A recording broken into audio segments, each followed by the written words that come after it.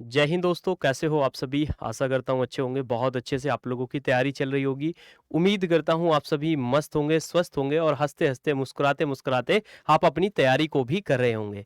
जी हाँ दोस्तों, आपने थंबनेल में देखा होगा कि समय कम है 100%। तो अब वो समय आ गया है। देखिए काफ़ी दिन से हम वेट कर रहे हैं, लगभग 1 साल से ज़्यादा हो चुका है कि हम एग्ज़ाम डेट को इंतज़ार कर रहे हैं कि एग्ज़ाम हमारा कब हो सकता है। तो दोस्तों अब वो समय बहुत नज़दीक आ चुका है कि आपका जो एग्ज़ाम है, अब वो एग्ज़ाम आपका होने वाला है, ठीक है?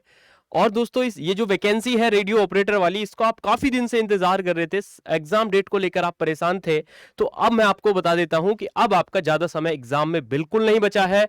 आप सभी अपनी मेहनत को बहुत अच्छे से जारी रखिए। अब वो समय आ गया है कि आपको एग्ज़ाम होगा और एग्ज़ाम के बाद आपका जो सिलेक्शन है वो आपका हो जाएगा। मतलब अब जो वर्दी है रेडियो ऑपरेटर या हेड ऑपरेटर वाली आपकी ज़्यादा दूर नहीं है। और जी हाँ, इसमें कॉम्पिटिशन सबसे कम है। आज मैं बताऊँगा कि कैसे आपका इसमें सबसे कॉम्पिटिशन कम है और आपकी परीक्षा कब तक हो सकती है। दोस्तों वीडियो को लास्ट तक देखना है। अगर आप नए हैं तो चैनल को सब्सक्राइब करके हमारे साथ जुड़ जाइए, ठीक है, फ्री ऑफ कॉस्ट तैयारी करने के लिए।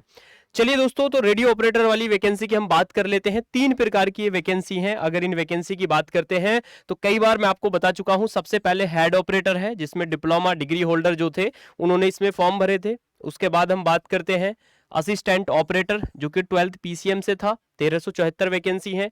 वर्क्स ऑफ हैंड, मतलब ये क्या है, 10th से था। ये कौन सी क्लास से था? 10वीं से था आपका, ठीक है। इसमें जो फॉर्म भरे गए हैं 75,516 फॉर्म भरे गए हैं, जो आपकी हेड ऑपरेटर की वैकेंसी है। और जो आपकी असिस्टेंट ऑपरेटर की है, इसमें कितने भरे गए हैं? 3,89,711 फॉर्म भरे गए हैं। साथ साथ जो वर्क्स ऑफ हैंड वाली है, इसमें 73,614 फॉर्म भरे गए हैं। देखिए यहाँ वैकेंसी 120 है और यहाँ वैकेंसी 936 है। यहाँ फॉर्म कितने हैं? 73,000 है और यहाँ फॉर्म कितने? 75,000 है। देखिए आप लगा सकते हैं कि सबसे कम कंपटीशन जो रहने वाला है वो किस में रहेगा। तो सबसे कम कंपटीशन जो रहेगा वो किस में रहेगा? हेड ऑपरेटर में रहेगा, क्योंकि यहाँ वैकेंसी मेरे भाई ज्यादा है और क्या है, फॉर्म कम है एज कंपेयर टू इन दोनों अगर वैकेंसी को हम कंपेयर करते हैं, ठीक है। चलिए, वैसे तो इन तीनों में ही जो कंपटीशन रहेगा वो सबसे कम रहेगा जितनी भी आपकी आने वाली वैकेंसी है। जैसे दिल्ली पुलिस की आप तैयारी कर रहे हैं, अगर दिल्ली पुलिस की जो वैकेंसी निकली हुई है 7,500 कुछ पदों पर, उसी के साथ साथ यूपी पुलिस में आ रही है 50,000 प्लस पदों पर भर्ती, क्लियर है। उसके अलावा रेलवे पुलिस या जो भी आप अन्य एग्जाम की तैयारी कर रहे हैं, उनसे सभी से कम कंपटीशन इनमें रहने वाला है, ठीक है। चलिए, तो बिना टाइम वेस्ट किए हुए मैं आपको लेके चलता हूं सबसे पहले उत्तर प्रदेश पुलिस की ऑफिशियल वेबसाइट पर, और मैं आपको बताऊंगा कि मेरे भाई जो आपकी एग्जाम डेट है वो कब तक आपका एग्जाम हो सकता है। तो ये यूपी पुलिस की ऑफिशियल वेबसाइट है, इस पर मैं आ चुका हूं, मैं आपको दिखाऊंगा। तो यहां अगर आप साइड में जाएंगे तो यहां नोटिस देखेंगे कौन कौन से नोटिस हमारे रिलीज किए गए हैं। तो अगर आप देखेंगे यहां आएंगे तो यहां 18 अगस्त को नोटिस आया था, उत्तर प्रदेश पुलिस रेडियो संवर्ग में कर्मशाला कर्मचारी, सहायक परिचालक एवं प्रधान परिचालक के सीधी भर्ती के संबंध में ईओआई का आमंत्रण, मतलब जो टेंडर को लेके नोटिस निकाला गया था। उसके बाद दोस्तों मैं अगर देख पा रहा हूं ऐसा कोई मतलब और कोई नोटिस नहीं है। अगर देखा जाए तो यहां मेरे भाई जेल वार्डर के पदों को लेकर क्या है, टेंडर नोटिस निकाला गया है। कब? 1 तारीख को। अगर हम देखें जो आपका रेडियो ऑपरेटर के लिए जो नोटिस निकाला गया था 18 अगस्त को, उसकी जो डेट दी गई थी कितनी दी गई थी? 25 अगस्त। अब दोस्तों वो जो नोटिस है 18 अगस्त से 25 अगस्त आपका जा चुका है। अब उसके बाद में भर्ती बोर्ड की ऑफिशियल वेबसाइट पर नोटिस जारी किए गए हैं। अगर हम बात करें 1 सितंबर को नोटिस आया है, किस वैकेंसी के लिए लेकर आया? उत्तर प्रदेश कारागार एवं सुधार विभाग में जेल वार्डर के पदों पर आया है। तो कहने का मतलब यह है कि दोस्तों जेल वार्डर के पदों को लेकर नोटिस आया है या फिर अन्य कोई नोटिस जारी किए गए हैं, लेकिन जो आपकी वैकेंसी है रेडियो ऑपरेटर वाली, हेड ऑपरेटर वाली, इसके मेरे भाई टेंडर को लेकर कोई नोटिस आपका जारी नहीं किया गया है। इस बात से ये आप अंदाजा नहीं, इस बात से ये भी प्रूफ होता है कि जो आपका टेंडर है वो फाइनल हो चुका है, कौन सी एजेंसी इस एग्जाम को कराएगी, ठीक है। तो बिल्कुल भी भर्ती बोर्ड आपको कोई सूचना नहीं देगा। मैंने यही बात आपको, जो उत्तर प्रदेश पुलिस कांस्टेबल वाली वैकेंसी है, नई वैकेंसी जो आ रही है, उसके लिए भी यही बात लागू हो रही है कि आपका टेंडर फाइनल हो चुका है।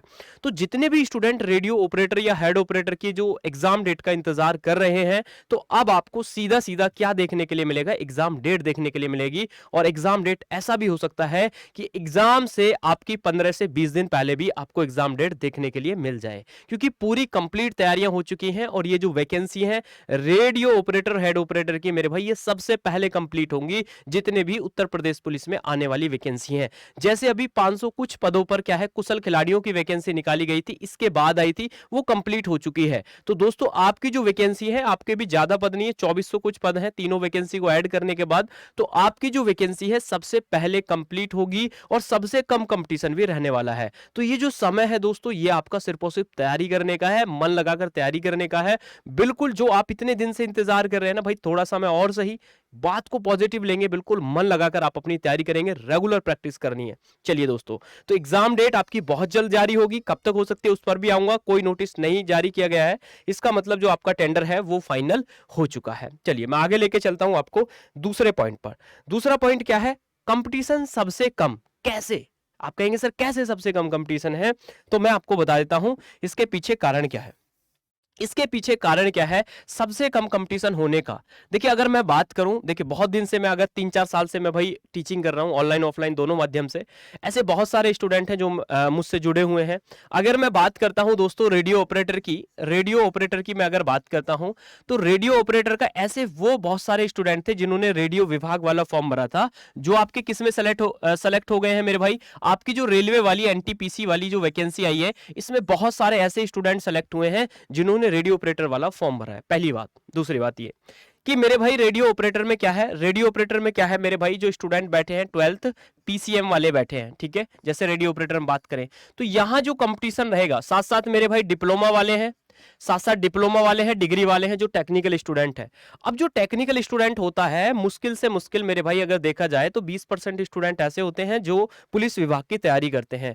अगर आपने फॉर्म भरा है और आप मेरे भाई बहुत भाग्यशाली हैं अगर आप अपनी तैयारी भी जारी रख रहे हैं, तो कहने का मतलब यह है कि इसमें जो कंपटीशन रहेगा वो कम रहेगा, क्योंकि मेरे भाई बहुत सारे स्टूडेंट ऐसे हैं जो यूपीएसआई वाली वैकेंसी में जो अच्छे स्टूडेंट थे वो निकल गए, ठीक है, साथ साथ एनटीपीसी में बहुत सारे स्टूडेंट सेलेक्ट हो गए हैं, उसके अलावा और भी ऐसी बहुत सारी वैकेंसी हुई है जहां स्टूडेंट इनमें से सेलेक्ट हो गए हैं। सीजीएल की हम बात करें, सीजीएल में भी सिलेक्शन हुआ है।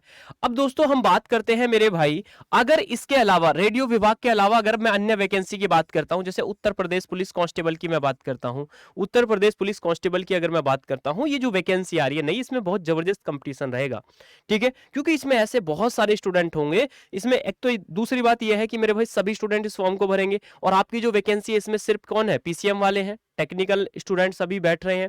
साथ साथ मेरे भाई पुरानी वैकेंसी है, काफी दिन पहले फॉर्म भरा हुआ है, तो इसमें अधिक स्टूडेंट बैठेंगे, और आपको पता भी है कितने स्टूडेंट ने फॉर्म भरा है, और फॉर्म जितने स्टूडेंट भरते हैं उसमें से मुश्किल कंपटीशन जो रहता है 20% स्टूडेंट के बीच में रहता है। ये बात आप खुद प्रूव करेंगे एग्जाम के बाद।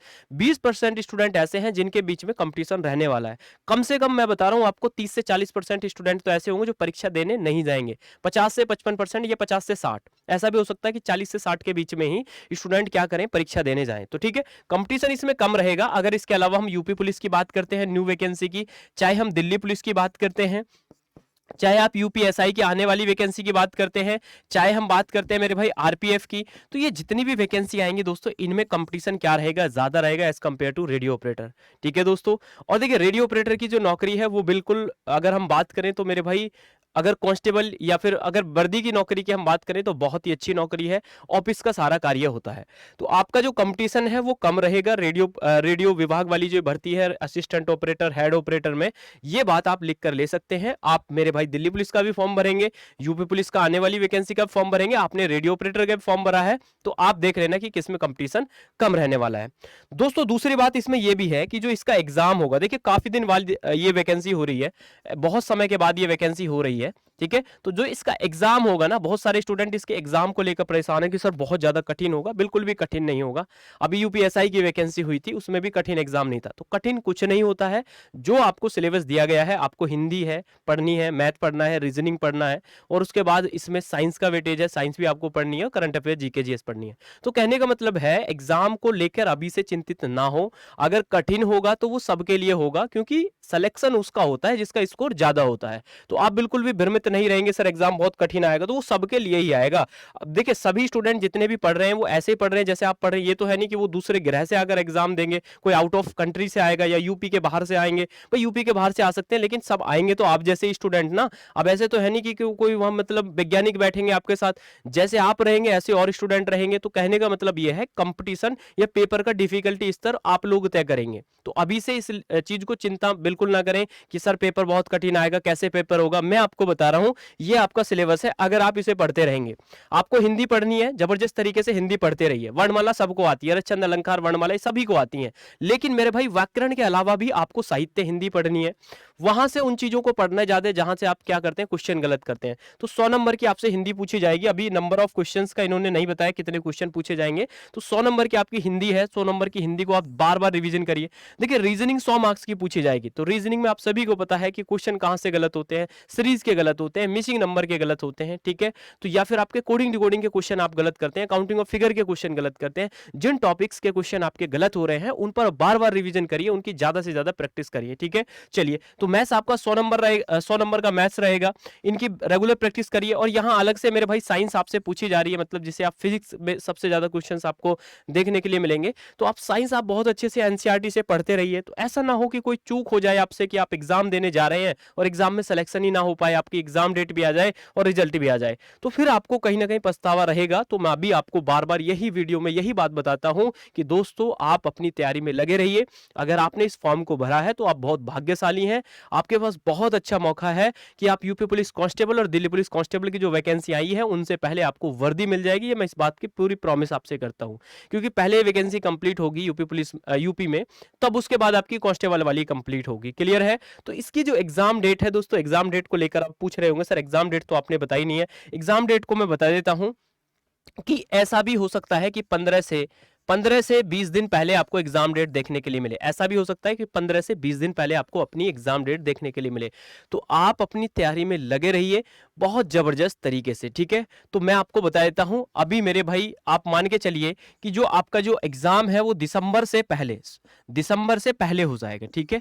दिसंबर से पहले हो जाएगा, आपके पास 2-2.5 महीने का मैक्सिमम समय है। और जो ऑफिशियल वेबसाइट है वहां पर भी आपने जाके देखेंगे तो उन्होंने बताया था कि नेक्स्ट 4 मंथ में हम एग्जाम करा देंगे। तो अब टेंडर भी आपका फाइनल हो चुका है, तो भाई स्टूडेंट भी इसमें कम बैठने वाले हैं, तो क्यों ना सबसे पहले आपका ही एग्जाम होगा, ठीक है। तो इस बात को आप अंदाजा लगा लीजिए। तो आप सभी स्टूडेंट मन लगाकर तैयारी करते रहिए।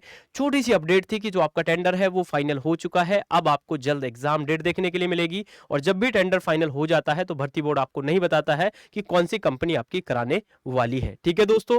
तो आप सभी को अपनी तैयारी में लगे रहना है। ऐसा भी हो सकता है, बार बार बोल रहा हूं, कि 10 से 15 दिन या 20 दिन पहले आपको एग्जाम डेट देखने के लिए मिले। सिर्फ एक नोटिस आएगा भर्ती बोर्ड की ऑफिशियल वेबसाइट पर कि आपकी जो परीक्षा है वो उस डेट को होगी, आप कुछ नहीं देखने के लिए मिलेगा। इस बात के लिए आप तैयार रहें, पॉजिटिव रहना है, एनर्जी के साथ रहना है। अगर आपने इसमें फॉर्म भरा है तो आप बहुत भाग्यशाली हैं, मेहनत करनी है ताबड़तोड़ तरीके से। चलिए दोस्तों, तो मुलाकात करूंगा आपसे नेक्स्ट वीडियो में। अगर आप नए हैं तो चैनल को सब्सक्राइब करके हमारे साथ जुड़ जाइए। धन्यवाद। जय हिंद, जय भारत।